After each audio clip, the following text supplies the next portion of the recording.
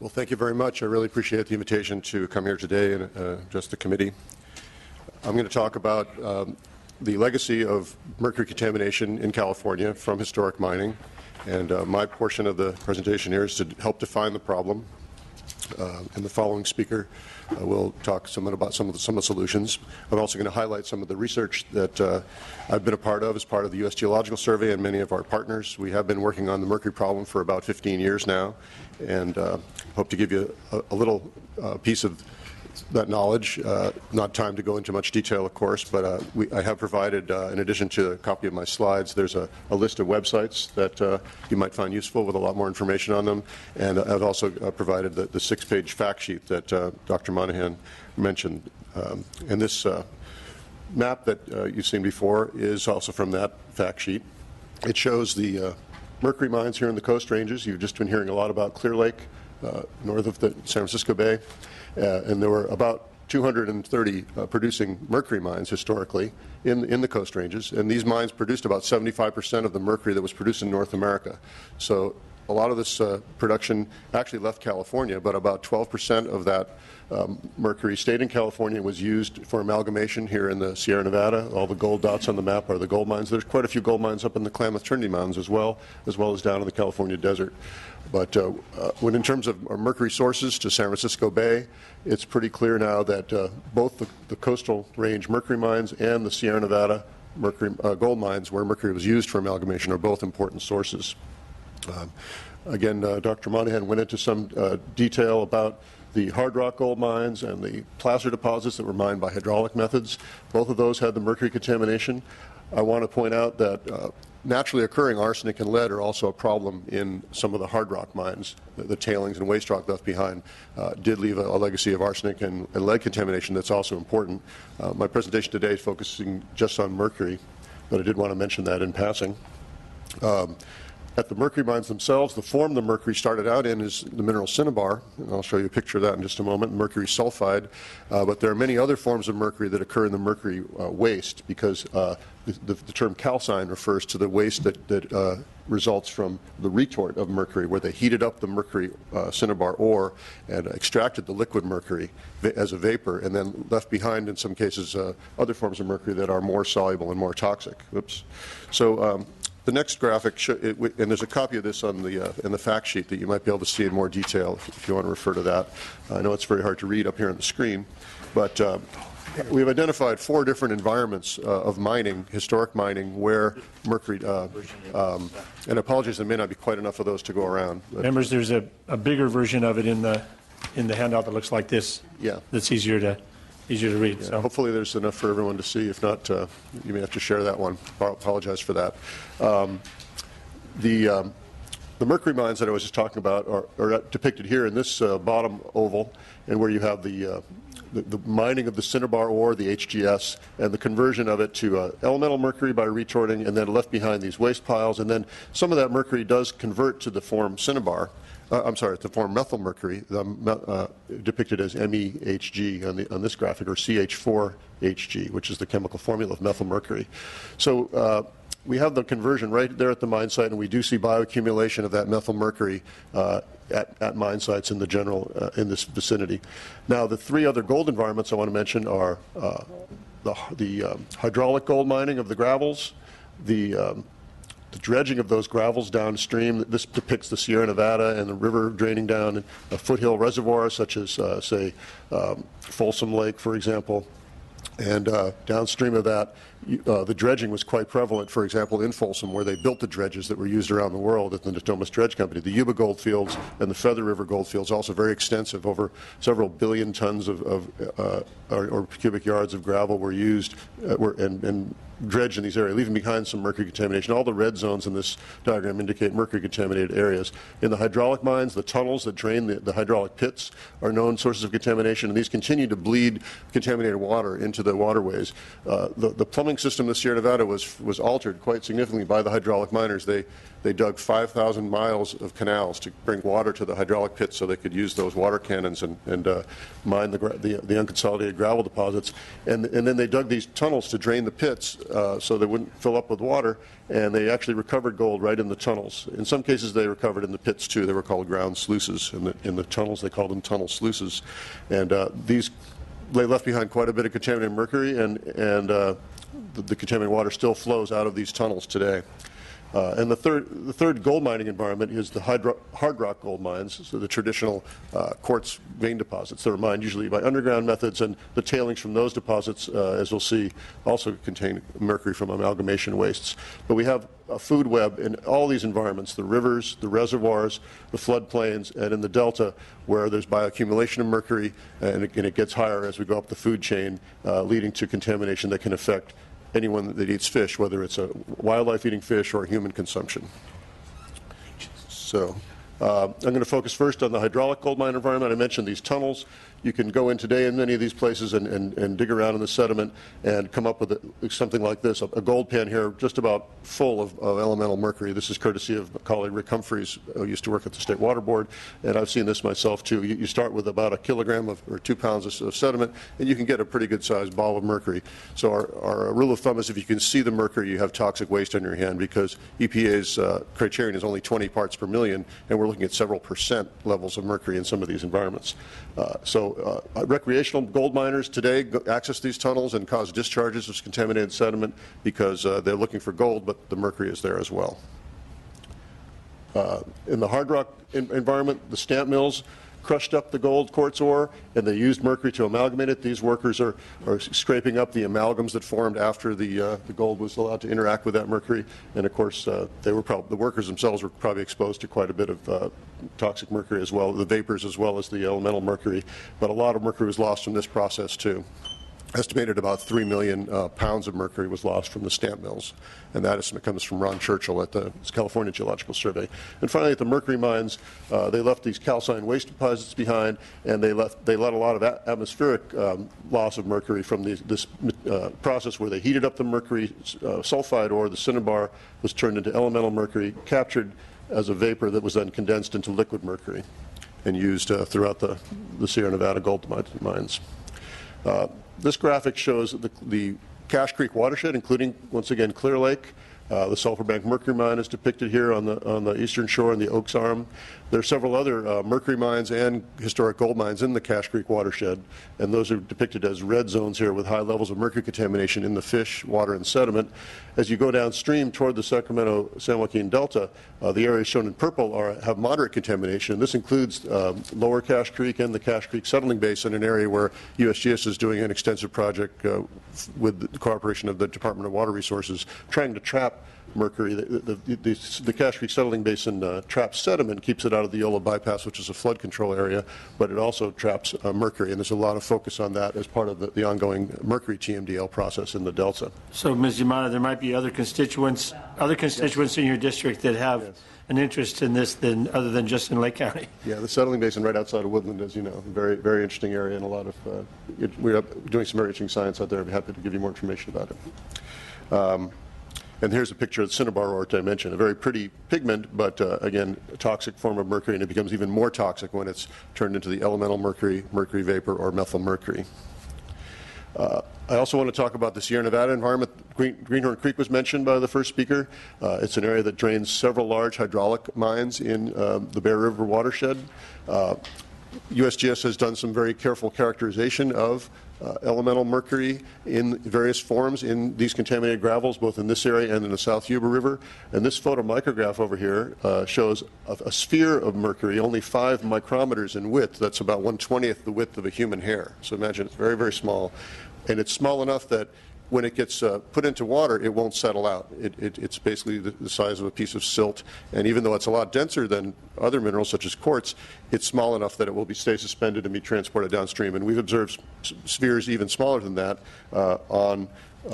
adherence on the surface of the gold-mercury amalgam, which is also residual in some of these sediments. So USGS report published in 2011 documented this type of thing, and another important context for all this, of course, is any disturbances in these creeks, such as practice of recreational suction dredging, which is currently banned, but it's important to understand how mercury occurs in these systems, how it could be transported if these sediments were to be disturbed. I show also here a graphic of contamination in fish from the Bear River watershed. These are 5 reservoirs that were sampled in 1999 when we were starting our studies, and it shows the levels of mercury in 3 different species of bass, spotted bass, smallmouth bass, and largemouth bass, in 5 reservoirs shown in the different colored symbols. The red squares are from Campfire West Reservoir, a place in the Bear River watershed that is highly contaminated, and the bass are, in some cases, over 1 part per million mercury on a wet weight basis in the edible fillet tissue. Virtually all the bass over 305 millimeters length, or 1 foot in length, which is the size that's legal to keep, virtually all the ones over that size are greater than 0.3 milligrams per part per million, I should say, and milligrams per kilogram would be the units for part per million. And so basically all these bass one should have limited consumption, and anything over the dashed line here, back in the early 2000s, the advice was do not eat at all for women of childbearing age and children, basically the sensitive groups. And now I believe those thresholds are even lower. I think it's around 0.4 ppm is what OEHA is recommending for do not eat for the sensitive groups. So clearly all the bass in these 5 lakes are contaminated, but some are worse than others. An interesting study USGS was able to do in the early 2000s was in Englebright Lake, which drains the Yuba River system, again an area that had a lot of hydraulic mining historically. And in fact, Englebright Lake was built by the California Debris Commission to trap future deposits of gravel if the gold mining had continued, but it did stop in 1942 because of World War II, and it never really resumed again. These are some sediment cores from Englebright Lake, and we actually looked at the gold content of these cores in addition to the mercury content and the sand and gravel content. And one interesting aspect of this is that there's a lot of interest in perhaps enhancing the storage of reservoirs by dredging out some of this sediment that's filled up many of the foothill reservoirs in the Sierra Nevada. This particular reservoir is about 25% full of sediment based on surveys we did about 10 years ago. And although there's more than 2 tons of mercury, 2.5 metric tons of mercury stored in this sediment, it would be potentially harmful to release all that downstream. But if the sediment could be mined or dredged and the mercury recovered, there'd be a gold recovery that would go along with the gravel and sand recovery that could help pay for a project such as this. And as our first speaker mentioned, a win-win-win where you could get storage, get resource recovery in terms of sand, gravel, gold, and also remove mercury from the environment. So this is the only reservoir of its kind that's been characterized in this manner, and so many others would have to be characterized to see how viable this would be elsewhere. The last slide I have with data has to do with downstream effects in the Yolo bypass, again in Yolo County, just downstream of where Cache Creek Settling Basin enters into the Yolo bypass, and this flows down into the delta. So it's part of the Sacramento River system, but it's actually off channel from the main Sacramento River. USGS did a detailed study of some of the rice fields out there, and the California Fish and Wildlife maintains the wildlife area there, and they use these for rice farming, both for white rice and wild rice. They also let some of the fields go fallow in alternate years as part of their habitat for shorebirds. We also looked at some seasonal and permanent wetlands that are not agricultural. And we did a detailed study, and the field work was conducted in 07 and 08, and we published 8 journal articles just in the last year or so in a journal Science of the Total Environment, and we're happy to provide that information to the committee.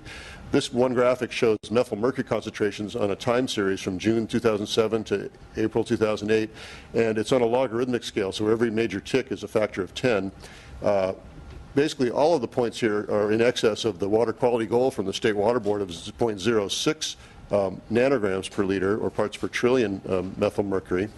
And here we're looking at methyl mercury, the toxic part that's only about 1% of the overall mercury content, but it's the part that bioaccumulates, so that's what we're focusing on here. And one of the questions was, do the rice fields cause methylation of the mercury? Because it is a wetland that is considered to be a good environment for methylating mercury.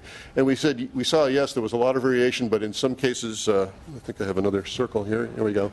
The wild rice fields during harvest had the very highest methylmercury concentrations, and white rice fields during the straw decomposition, these fields are flooded in the winter, even in a dry year such as this one, to decompose that rice straw. Those are the 2 times a year where we saw the highest levels, but all throughout the year the levels were in excess of 0.1 and in many cases in excess of 1 nanogram per liter. That's all considered elevated, which is the nature of the Yolo bypass in general. Is there any concern with uptake of the mercury into the commercial product, the rice itself? Our study didn't address that. It's certainly something that should be looked into. There's a little bit of data out there. It's an increasingly interesting question around the globe. There's been several studies in the Far East, in contaminated areas such as China and the Philippines, where they have documented that. I'm sure there's a whole lot of people would prefer I had not asked that question, but yeah, I think in general it's not a major concern, I would say, but there needs to be a lot more data to really put that to rest. Thank you. Yes. I'm going to move on to ecological effects of mercury. There needs to be a lot more study of this, but USGS has been able to do some studies of different bird populations that are fish-eating birds in most cases that are being exposed to methylmercury. And in this case, I'm showing data from the stilts, the black-necked stilts. The red box shows elevated mercury in feathers. In this case, again, a logarithmic scale. So the red box is about 2 or 3 times higher than the yellow box, and the red ones are the ones where the chicks did not survive, and they're the ones with the significantly higher mercury. There's another study that shows effects on Forster's terns, which is, I believe, a threatened or endangered species in San Francisco Bay, where 60% of the breeding population is at risk from mercury. And again, there's lower survival, failure to hatch in the eggs that have the higher mercury. There's potentially effects on many other bird species that just haven't been studied yet. And there's very little data on mammals and reptiles, especially the ones that consume fish, that are probably at the highest risk. So we'd point out that there's a need for a lot more monitoring data, and even establishing what's the safe level for not just for humans but also for wildlife is still a research area. So I wanted to point out, and this is my next to last slide, USGS does a lot of cooperative studies. We've worked closely with federal, state, and local agencies over the years, and we look forward to doing that in the future. I list many of the agencies we've worked with on the mercury issue here. Our water resource area, I work for the California Water Science Center of USGS, located on the Sac State campus, and statewide we provide about $5 million a year of matching funds for projects that come from non-federal sources such as state and local agencies, and many of the projects I work on have that component. The other USGS programs that are addressing mercury issues, in addition to our cooperative water program, we have our minerals program, an ecology program, environmental health programs, and all of those come through our headquarters funding in Washington. Again, I'm happy to talk about opportunities for future collaboration and partnerships. And I'll close just by pointing out what we think are some of the highest priority information gaps in terms of where additional work really is needed to help characterize the environment and various components out there that will help people make good decisions in the future about solving this problem. Dredge materials are potentially very important. Not only the historical gold dredging, settling basins such as Cache Creek that I mentioned. Currently, I already mentioned the reservoirs, but there's also shipping channels and other places where flood control is needed, where material is disturbed. What happens to that mercury? Are we making the problem worse by creating more methylmercury when these materials are disturbed? That's one of the most important things to figure out, and it's complicated because of wet-dry cycles that affect the methylation process. Agriculture environments, our study of the Yolo bypass rice fields was the first one of its kind. This really needs to be done in other areas that are perhaps lower in mercury, such as in Colusa, Glenn County, those areas where a lot more of California's rice is grown, to put in perspective what's going on with that. And I believe there is some talk of doing some studies up there. Atmospheric deposition was also mentioned by the first speaker. It's a really difficult thing to measure right now because we only have 2 sites in California that are part of the so-called mercury deposition network. In a state this size, there should be at least 10 sites, in my opinion. but there's no funding for that right now. And in order to evaluate how important atmospheric deposition is in this overall mercury cycling, we need to know how bioavailable it is, as well as what are the quantities coming out of the sky in both wet and dry deposition. That's a scientific unknown right now that makes it very hard to evaluate the current sources. And then finally, in terms of monitoring data, fish and birds are critical because it's humans eating fish and wildlife eating fish, particularly birds that eat fish, are probably at the most risk as far as ecological hazards. The fish data are need for public health advisories. We have to have a better understanding of ecological effects, and we really need long-term monitoring to look at these trends to see if the problem's getting worse with global changes in both climate and deposition coming from global sources such as Asian coal burning, as well as any attempts we make to clean up the problem here. We need the monitoring data to evaluate if we're being successful or not. So I'll end there. Thank you.